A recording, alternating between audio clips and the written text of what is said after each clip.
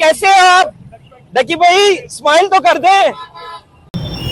अस्सलाम वालेकुम, मेरा नाम हसन शहबाज है और आप देखे हैं हमारा यूट्यूब चैनल, फेसबुक पेज। नाज़रीन, मैं इस टाइम मौजूद हूँ सेंट्रल जेल के बाहर और आज डक्की की रिहाई हो गई है। अब से कुछ देर पहले डक्की को जेल से रिहा कर दिया गया है। हमारे साथ एडवोकेट फयाज रामे साहब मौजूद हैं, सारा तफसील उनसे पूछते हैं। सर अस्सलाम वालेकुम। वालेकुम अस्सलाम। सर, आज फाइनली डक्की को रिहाई मिल गई जी, पूरी सेंचुरी पूरी करने के बाद ही मिली है, 100 दिन पूरे करने के बाद।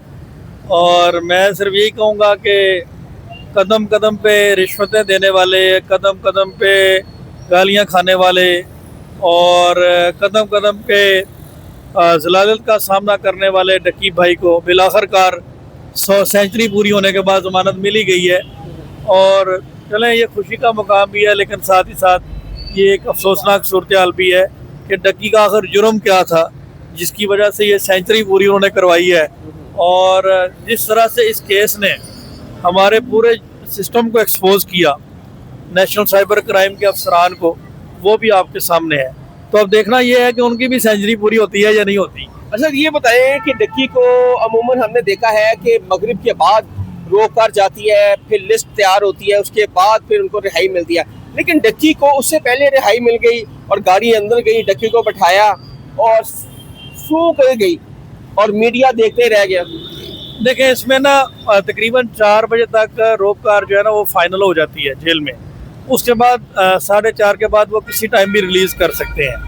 तो जब रोपकार फाइनल होगी तो फिर रिहाई के में कोई रुकावट नहीं रह जाती। और डक्की चूँकि एक आप जानते हैं कि सोशल मीडिया सेलिब्रिटी है और फिर कुछ सिक्योरिटी थ्रेट और इस तरह की चीज़ों से अवॉइड करने के लिए मैं समझता हूँ कि जेल अथॉरिटीज़ ने भी ये मुनासिब समझा होगा कि इसको इजीली यहाँ से सेफ एंड साउंड ये घर पहुँच जाए। तो इसलिए मेरा ख्याल है, जिस तरह से आपने देखा कि मीडिया यहाँ पे मौजूद था, मीडिया की गाड़ियाँ, बाकी लोग, सारा मीडिया मौजूद था, कोई भी कवरेज ना कर सका, लेकिन गाड़ी फटाफट लेकर डक्की साहब को लेके चले गई। मीडिया का इस केस में बड़ा पॉजिटिव रोल रहा है, कोई शक नहीं इसमें। लेकिन इसमें थोड़ा सिक्योरिटी इश्यूज भी होते हैं, जो ऐसे लोग होते हैं। तो फिर उन सारी चीज़ों को मद्देनज़र रखते हुए इंशाल्लाह थोड़ा सब्र करें। इंशाल्लाह डक्की की फैमिली मंजर-ए-आम पर आएगी और आप लोगों को अपना मौक़िफ़ देगी।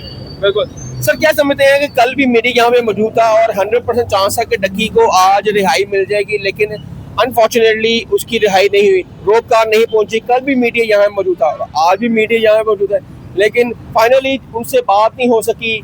उनकी फैमिली में कौन कौन आया था? उनकी फैमिली में यहाँ से तो आज अब्दुल्ला ही नज़र आया है, जो कि उनका ब्रदर इन लॉ है, और शायद ज़िया।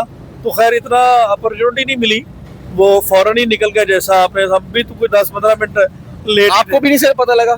मुझे इन्फॉर्मेशन में तो था, लेकिन हमारा यहाँ का कोई ऐसा, ये सारी चीज़ें हमारे इल्म में थी कि देखिए यहाँ पे कोई किसी किस्म का ऐसा सिनेरियो नहीं था कि डक्की यहाँ पे रुकता, लोगों को बातचीत करता या कुछ ऐसा। तो हमें ये सारी चीज़ें इन्फॉर्मेशन में थी। हम जस्ट एक लीगल प्रोटेक्शन देने के लिए यहाँ पे आए थे कि किसी और मुकदमे में उनको इन्वॉल्व करके अरेस्ट ना कर लिया जाए। ये डर था डेफिनेटली। ये कुछ रूमर्स ऐसे आ रहे थे, हालांकि आ रहे थे हालांकि हमने ऐसा कोई उसने ऑफेंस नहीं किया और ऐसी कोई चीज़ सामने नहीं आई। तो बाकी भी सिक्योरिटी के मामला को देखते हुए एक लीगल ऑब्लिगेशन पूरा हमने किया। सर, आपकी पूरी लीगल टीम कब जाएगी डक्की को मुबारकबाद देने उनके घर? देखिए, इंशाल्लाह कोई ऐसी जल्दी नहीं है। अभी 100 दिन की जेल के बाद बंदा मेंटली स्ट्रेस में है बहुत ज़्यादा। एक आधा दिन वो रिलैक्स करें। अभी मेरी उनकी वालदा से बात हुई है, उनकी मिसेस से, उनके भाई से बात हुई ज़िया से। तो मैं सिंपली यही कहूँगा कि अभी हमने उन्हें कहा है कि वो रिलैक्स करें, जैसे ही वो थोड़ा बेहतर फील करेगा हमें वो कोऑर्डिनेट करेगा। अच्छा, हमारे देखने वालों को ट्रायल की डेट बता दो। 29 ही है सर ट्रायल की डेट? ट्रायल की डेट 29 है। अब डक्की, अरूब जतोई, सुबहान और वो बाबा ओपी अब 29 को पेश होंगे नईम भट्टू साहब की अदालत में। 29 को ये 3 पेश होंगे, अरूब, सुबहान और डक्की। बाबा ओपी का भी चलान नहीं आया, अगर वो आ जाता है तो फिर वो पेश होगा। वो पेश हो, क्या लगता है कि क्लियर हो जाएगा जो इल्जामात हैं डक्की पे? यार, ये तो केस सीधा सीधा बरियत का है। मैंने स्टार्ट इसी बात से लिया कि ये तो case within week solve होने वाला था, लेकिन ये 100 दिनों पे चला गया और उनके पास ऐसा कोई मटेरियल नहीं है जिसके जरिए से उसको सजा करवा। आप समझते हैं कि डक्की उन यूट्यूबर्स के लिए बारिश का पहला कतला है जो कि उसने सब कुछ सहा डक्की ने, लेकिन अब जो एनसीसीआई के अफसरान हैं वो इस टाइम हमारे पीछे जेल है उसके अंदर है, और अब वो प्रेशर नहीं है यूट्यूबर्स पे। हाँ, मैं देखें वो अब सारी चीज़ें जितने भी यूट्यूबर है बाकी डक्की की वजह से उनको फेयर ट्रायल का राइट मिलेगा, और अब किसी के साथ भी ऐसा कोई नहीं सलूक होगा। और अब ये चीज़ क्लियर होगी कि पहले इसके ऊपर कोई कानून बनेगा, फिर कोई एक्शन होगा। फिर कोई एक्शन होगा।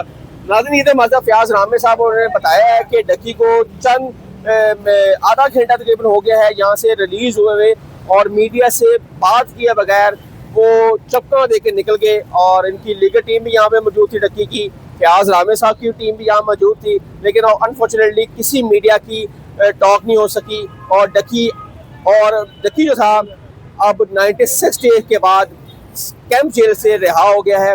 अब देखते हैं डक्की का व्लॉग कब आता है, डक्की अपने एक्शन में कब नजर आएंगे। आज उनके घर में बहुत ज़्यादा खुशी है, डेफिनेटली उनके घर वालों ने, अरूब ने, ज़िया ने, उनकी मदर ने बड़ा सफ़र किया है इस केस के पीछे, और डक्की ने जो किया है उनकी फैमिली ने बहुत किया है।